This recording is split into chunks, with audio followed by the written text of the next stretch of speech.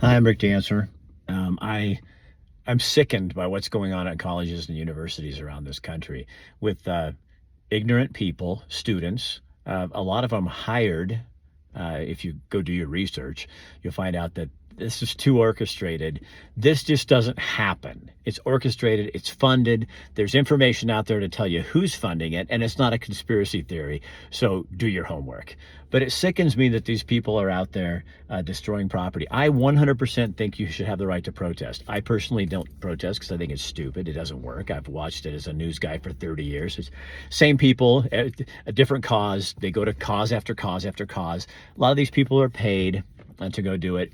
The rest of them are just suckers who went along for the ride because it sounded good. It made them feel virtuous and that kind of thing. But this is well orchestrated, well funded, and information's out there. But I'm listening to a podcaster today, and Jordan Peterson interview with a gentleman whose dad is one of the founders of Hamas. And this is about Hamas, not Palestine.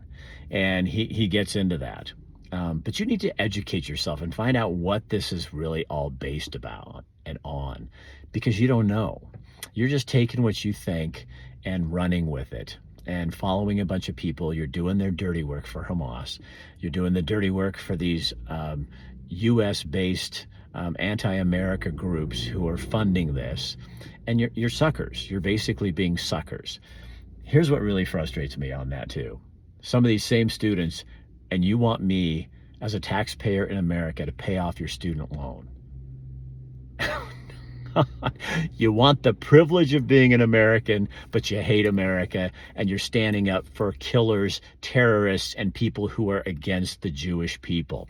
And you are against Israel. A year ago, if you had come out with this anti-Semitic bullshit, you would have been shut down and quieted. But now, because we have a weak leader who can't stand up to anything, has no guts, you have a voice. And what's shameful is you're using your voice in a really ignorant way, and you don't know what you're talking about. Hopefully everything's finally coming to a head. That's what I hope. I mean, we allowed this to happen with Black Lives Matter a couple of years ago during the pandemic when the rest of us had to have masks on and they didn't have to because somehow the virus didn't affect people with a political bent towards Black Lives Matters.